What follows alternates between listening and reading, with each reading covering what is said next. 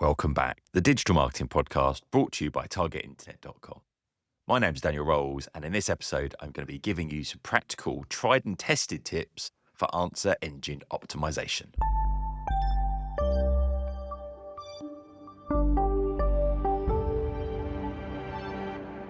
Now, I've just said it's answer engine optimization, AEO, but interestingly, I've just pretty much the same time run a poll on LinkedIn. Because it started off, we were deciding, is it GEO, Generative Engine Optimization? Is it AEO? Do they actually mean slightly different things, or is it just all SEO? And the results of the poll have been utterly unconvincing. So 23% of you saying it's AEO, and 23% of you saying it's GEO, 15% saying they mean slightly different things, and 38% saying, look, it's all just SEO. So for the sake of argument in this one, what I'm really talking about is how do we make sure that we get into those AI overviews, and mainly in Google. So yes, we want to appear in ChatGPT and Google Gemini, but really we're interested in showing up in organic search engine optimization as normal, but also in those AI overviews. Now, just a quick message before we get going. If you fancy spending half a day with me every month, Target Internet has got a sale on at the moment. So just for £30 a month, so half price sale, you get access to those live half-day masterclasses and loads of other stuff as well. But it's me running those masterclasses. And we've got one coming up, a deep dive half day into what we're about to talk about. But at the moment, you get the masterclasses as part of the free trial as well. So hopefully I will meet you on the next masterclass, because loads of the community get together and they're always really good fun. So do get over to targetinternet.com and take a look. But AI overviews have fundamentally shifted user behavior. So latest stats are showing over 60% of all Google search results now have an AI overview in them. And Ahrefs did a study, which we'll reference in the show notes, targetinternet.com/podcast, but saw a 34.5% lower average click-through rate for pages appearing with an AI overview. And that reduces position one click-through rate, so when you're ranking number one in Google, from around 7.3% to about 2.6% in some cases. But they also found that the paid click-through rate, so paid search results, got a drop in click-through rate as well, and some reports showing decline of nearly 70% in certain scenarios. Now, bear in mind, this is going to massively impact Google from a revenue point of view, and they've already come out and said they're going to be adding ads to AI results when there is clear commercial intent. But what's really clear to me is this is a very experimental stage currently, and Google has gone into full innovation test and learn mode. They've really ramped things up to try and get the user experience right and the ad experience right as well. Which means there's lots of people coming up with theories about what works, and we are going to call it AEO for the sake of it today. What works and what doesn't work. But the problem is that's shifting all the time. So for an example, and I'll put the screenshot into the show notes as well, we've seen the AI overviews being shown further down the page, like equivalent to about position 3, underneath organic listings. And that's particularly where the publisher that's ranking in the number one positions is actually referenced a lot in the AI overview as well. So this sounds like a good thing, but it does mean it's all changing.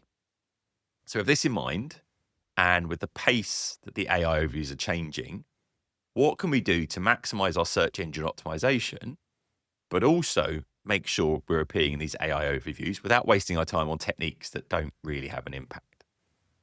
And I'd say if SEO and AEO were a Venn diagram, working in the areas that massively overlap isn't a bad place to spend your time, especially as what impacts AEO is still massively opaque, really. And remember, we've looked at SEO for a long time as an algorithm to be solved. As in, if we worked out what this set of rules were, we could solve the problem, we'd be number one for everything. But the reality is it's had aspects of AI built into it for a long time. And AEO is trying to untangle how to get visibility in the large language models, and obviously in particular in Google Gemini for those AI overviews. But the reality is it's not really an understandable set of rules. This is much more a probability machine that adapts and adjusts constantly. And as far as we can see, the results are massively inconsistent anyway. And particularly when people like Google are trying to personalize those results as well. So what we've done is say, okay, what are the things that you can do that lend yourself to getting more visibility in the AI overviews, but also will have a big impact on your general search optimization as well. So we've tested these 5 techniques out. We've been doing this for the last year on Target Internet, and we've looked at our results and we worked out what seems to be working, where are the trends. And as well as going through it in the podcast today, we've got the masterclass coming up for members. So look out for that. If you're a member, half price sale at the moment. But also if you're a newsletter subscriber, we've got a 1-hour session that you get for free as well. So that's just targetinternet.com/newsletter. But for free for everyone, we've done an interactive guide to this as well. So if you just go through to the show notes, you'll find that as well. And there's 5 things I'm going to just go through in this session today. First one, that question and answer content format, fairly obvious, but we have changed how we're searching. We're searching more with longer questions. So answering those questions specifically can lend yourself into getting more visibility. Then the whole piece around digital PR. So getting mentioned online, but entity reputation. So the online reputation of your brand, your company, the individuals within your organization and so on as well. Then advocacy and sentiment. So looking at what people are saying about you online. The idea of multimodal content. So that's content that's in lots of different formats. And then structured data or schema markup, as we refer to it as well. And talking about structured data, I'll go through the principles, but talking you through code isn't going to be a very exciting thing to do on a podcast. So what we've done is an online guide with a load of templates that you can just cut and paste out. You can either put those into place yourself or you can hand those to your developer to really help. All of these are going to help, but schema markup really does help with traditional SEO, as we kind of call it now, and with this answer engine optimization. So well worth taking a look at. It's technical, but we'll take a look at that in a moment as well. So let's kind of go through them one by one and just get a little bit kind of more detail. Okay, so the first one, the question answer content format. So it's pretty clear we've got used to searching for AI overviews and within large language models, and we are searching with questions. And those questions have got longer. And a lot of the data that's coming out of Moz and Ahrefs is saying that those searches, those questions, have almost doubled in length in many cases as well. So yes, answering questions, but answering specific questions as much as possible as well. It's also much easier for a search engine or for a large language model to match a very specific question to a very specific answer as well. So it's fairly obvious that if you're answering a very specific question, you've got a good chance of showing up. But really think about the inverted pyramid approach to writing. So you start with a direct answer, the what, then follow up with supporting details, the how and the why, and really try and avoid any long rambling introductions. Another really good thing to do is to break down your H1, your main heading is the question, and then your H2s are going through and breaking down the question there, the answer to the question there as well. So really think about, actually, is the core question answered in the first paragraph, ideally? And that can make a big difference. But that inverted pyramid writing style has been around for a long time. It's used in lots of news websites, but it can actually really help. We found when you're answering questions in that format, websites like answerthepublic.com are really invaluable in terms of working out the actual questions that people are searching for as well. And we've really doubled down on this. Now, this connects to one we'll come to later on as well. But a little technique we found is multimodal, writing the answer to the question, but then also having a video that answers the question as well. That tends to be a shorter form video. And ideally, we're also publishing those on YouTube rather than putting them onto Vimeo or somewhere else, just because the likelihood of Google picking those up seems to be much greater. So what we're seeing quite a lot, you answer the question specifically, you get referenced, you've got a good chance of showing up in the organic results, but also in the references that you're getting. It's great that you might show up in the question there. The video might show up in those references from the AI overview, but also when you get the video results, you've got an opportunity of showing there. So you're dominating a few more spaces on the page to really reinforce your brand. Right, the next one, this whole digital PR and entity reputation. The idea is that Google, and to some extent in a similar kind of way, the large language models are using a knowledge graph. That is the connections between things to understand the relationships between brands, entities, topics. And if your brand is frequently mentioned alongside other particular industry terms, it's going to see that strong association between those words and phrases. Now, people have used this technique to try and manipulate the large language models. So we're not trying to do that. But what we're trying to do is say, okay, if we can get mentioned in industry specific websites and so on, it's great if we can get backlinks from those places, because that's obviously helpful from a search engine optimization point of view.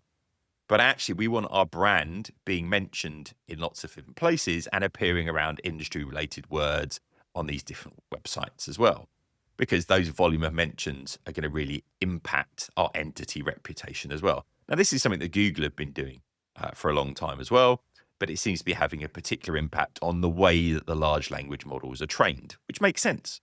Because if you're being mentioned in lots of places around particular topics, you're likely to be very relevant for those. Very much in line with that is advocacy and sentiment.